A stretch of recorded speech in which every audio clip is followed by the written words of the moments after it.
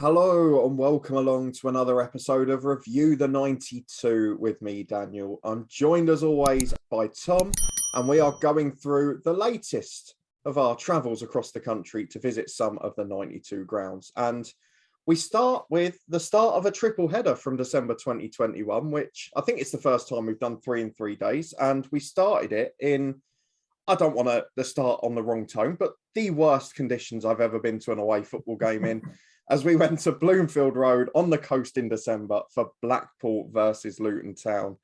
It was a good result for Luton fans, obviously including ourselves in the away end, but the weather didn't really make up for it. So let's talk about Bloomfield Road very quickly before we get into ranking it on the 4 areas. Those of you that have seen these before will know we talk about the character, the value for money, the location, and the atmosphere.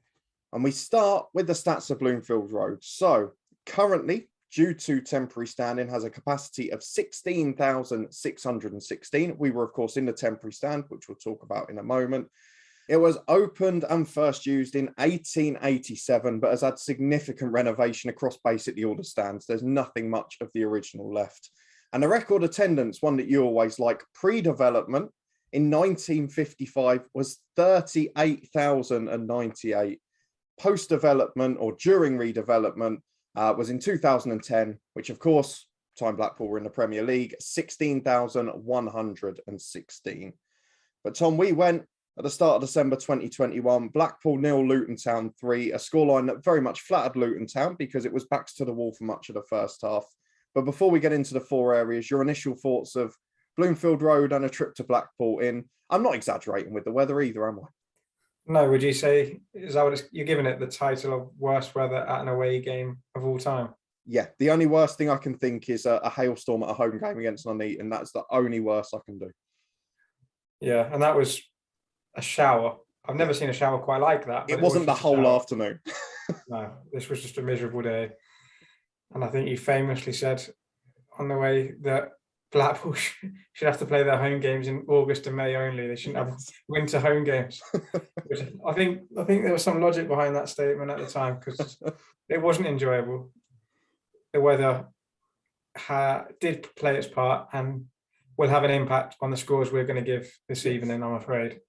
Yeah, it was a pretty horrible day, to be brutally honest. And I think in the first half, we were starting to worry that not only was it going to be an awful day to go to football, but it was also going to be an awful game because it was 0-0. James Shea was essentially keeping Luton in it. Blackpool were playing really well, thankfully not ruthless. But in the second half, or at the end of the first half and throughout the second half, we did then get our reward. But one of the things I want to talk about before we move on to the scores is that probably of the away games I've been to this year, it is one of those sort of slightly older style grounds with traditional stands and that. It was pretty good atmosphere as well, which we've got to be fair with, haven't we? Yeah, there was. It was a good atmosphere. You're never too close. I don't think. Well, maybe where we were sat, definitely so. We weren't really near the home support, and I think when there's that distance between the two sets of fans, I get why they do it. It makes it easier to police and whatever, but I think it does always take something away from the overall atmosphere. But no, credit where it's due. I do think there was certainly a contingent of Blackpool fans behind the goal that was to our right. Possibly that had a drum, if I remember rightly, that were generating some noise. I do, again, the weather dampened spirits. I don't think it was as raucous as it perhaps could have been. Agreed. I don't think Luton fans were particularly in good voice that day compared to other times this season. So, yeah, atmosphere was average. But probably average was decent. It was pretty good considering the monsoon and driving rain that we were suffering. Yeah, and obviously not helped by the fact, I'm sure we'll get onto it later, that we were at the final back row of the temporary stand, which didn't actually have a back on it. So there was cold and rain and wind from every direction. But the weather's not going to be too influential here. Obviously, we saw a bit of the... Let's not mention it again. And let's not mention it again. We made our point. I'll give it at least 3 minutes, right? Yeah. Look, we went to Blackpool for most of the day as well. We saw a bit of the city too. Quickly get your thoughts on that before we go to atmosphere, because I'm not going to dress it down. I was unimpressed by Blackpool Tower and that, but I'm not cultural. So what about you as a man who is cultural and visits cities and monuments. I mean, I wouldn't say we took in too much of it.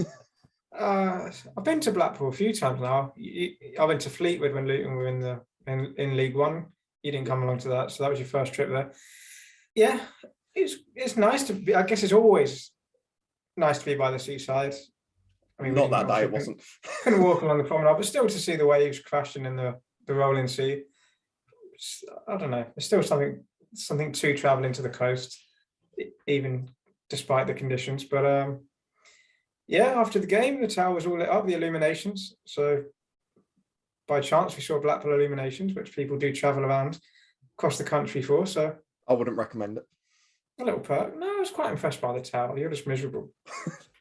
Tom is right. I am just miserable. And most people who are regulars on this channel will know that by now too. But let's move on to the first of the 4 areas, which is atmosphere. We mentioned the fact that, look, I don't want to mention it again, but the weather does have to play a part in this because it made it harder for both sets of fans to get up for it. I'm sure for home fans, there will have been a few that will have stayed away.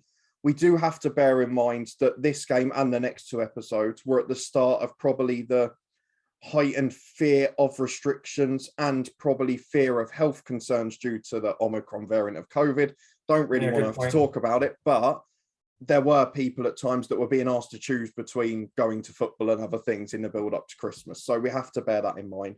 But despite that, after years with Blackpool having fans staying away and boycotting because of ownership problems, they're back in a good situation. And 11,366, I think, is a pretty bloody good attendance given the conditions. Yeah, I second that. And 2 of the smaller clubs in the league. Oh, no doubt. So I think that's a respectable attendance. Should we go straight to the score then for atmosphere then? Yeah, go for it. I thought it was pretty good, but I'll get your score first. A bang average 6, I think I'm going to have to give it. I don't believe I'm saying this because normally I'll put -5 on for a drum immediately, but I am going to just sneak it into a 7 because as much as it wasn't a full house, it wasn't a cacophony of noise. I would say that pocket of home fans by the corner flag towards where the away support would go up to normally, it was fairly continuous noise and it continued after falling behind, which is something that impressed me. And it was only really when the 3rd goal went in late on that they started to leave and maybe get out a little bit early. I thought that generally they kept their noise the whole time and stayed behind the team when they were behind as well. The point on the drum, I think there are degrees of how annoying a drum can be. If they're singing over it, it's fine. If it's being used when there's a chant going and it just adds something and adds a bit of background noise to what is actually a chant, then I think I'm okay with that. It's when there's nothing going on and it's just one repetitive dum, dum, dum, and it's not doing anything, just in the background, giving up, naming no names. It's just not, and for that reason, not going next week, whenever it is the cup tie. And just giving people a headache. Repetitive drone in the background that doesn't actually generate a proper atmosphere. It replaces what should be a good atmosphere.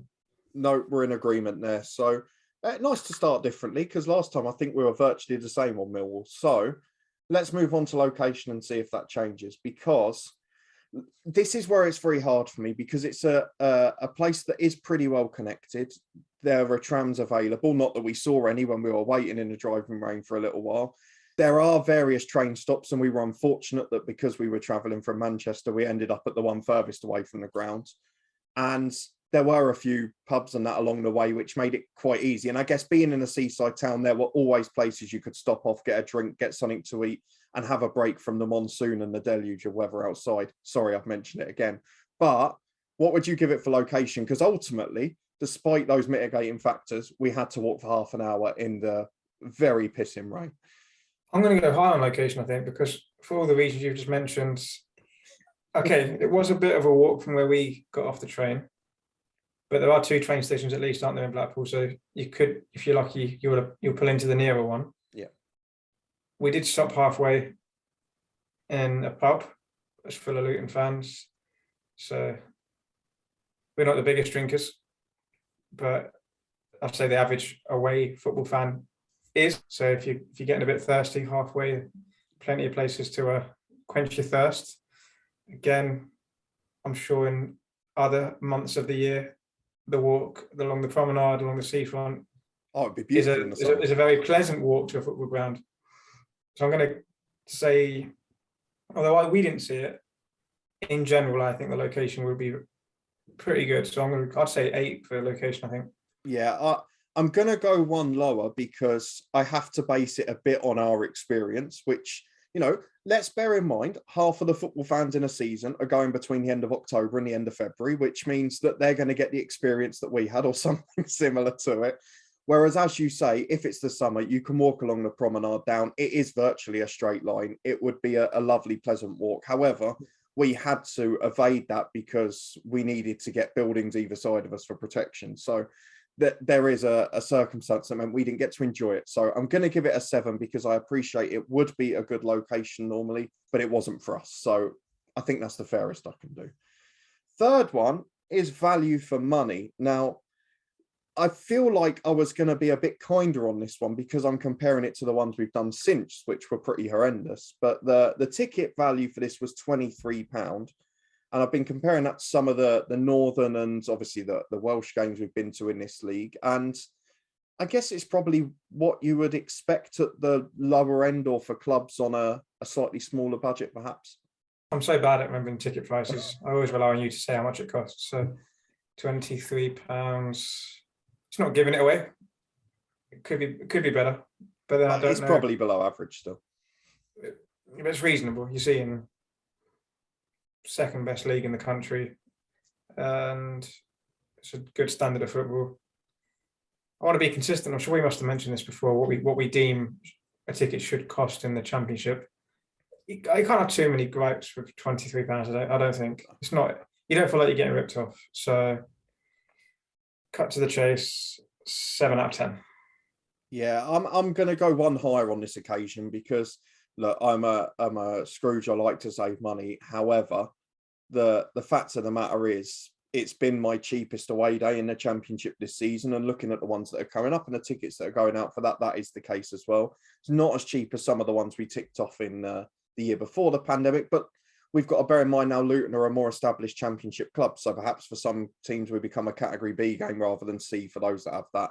So in all fairness, I think it was a good price. And again, if it wasn't for those conditions, if we were going on a normal day, I think that would have been a very reasonable price to stand in the sun or even the cloud and watch a game of football by the seafront. So I'm going to try and be nice. And I think 8, because look, if I had to pay 23 quid for every Championship away game, I think that's not too bad. And the final one is character. Now, we've got to say a big mitigation beforehand, which is, and I don't want to mention it again, but the weather was really bad. So we saw nothing around the ground. We didn't go and take a look at the home stands from the outside. We didn't go and look at the Jimmy Armfield statue. We didn't go and look at all of the main entrances to the club and that. Our only pictures are from inside the ground under shelter where we got very quickly. So I feel a bit guilty doing this because we're largely doing it off tours that we've seen or off of images that we've seen and from inside the ground ourselves. But what would you give it for character? Because it's an old school ground. It's got a couple of corners free. It's got a couple of corners filled in. Obviously, we could see plenty of gardens from the back of our temporary stand where it wasn't filled in, which is something Luton gets ranked down for at times. But it did still have a few of those old ground characteristics despite the redevelopments. Yeah, it was a bit of a home from home, wasn't it? Where we were peering over into people's paddling pools or trampolines. Felt like Oak Road, didn't it? Yeah. Felt very familiar. To be honest, I don't think it was brimming with character. And when you were saying how old it was at the start, I thought, Jesus, that must have had a lot of facelifts in its time because it didn't feel that old inside. Again, we were in the temporary stand, so maybe not the best reflection of it. But even the home stands to me didn't look too old. I can add to this for you. The earliest renovated stand was in 1999. So none of the ground we actually saw is really more than 23 years old or 22 years old at the time, in fairness.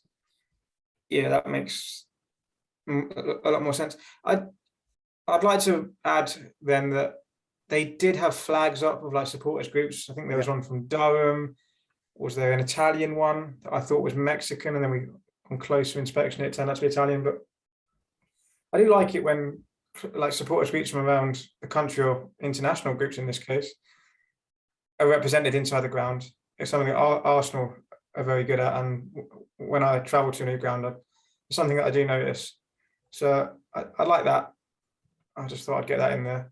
Yeah, character. I'm not sure I had loads, if I'm being brutally honest. Would you agree?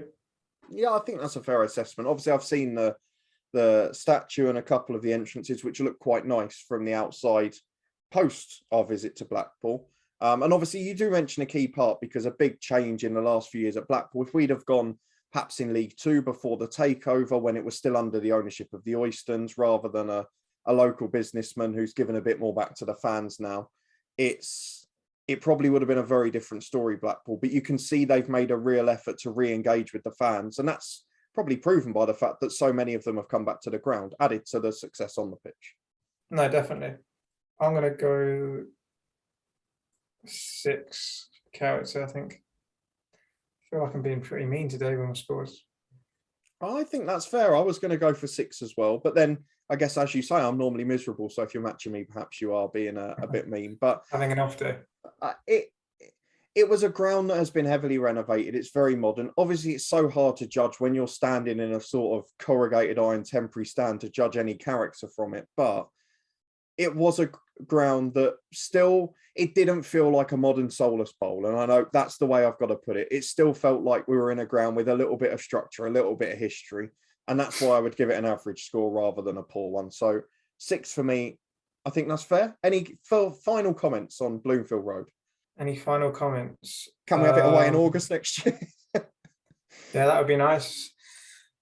The kid that was 2 years below us at school, Keshi Anderson, had a really good game. So well done to him. And wouldn't mind seeing him in a Luton shirt in the not too distant future. Yeah, I would go along with that. He was probably the best player on the pitch in the first half. And obviously, without going too much into our backgrounds, to make something of yourself coming from our school is a pretty good achievement. So fair play to the kids. Almost unheard of.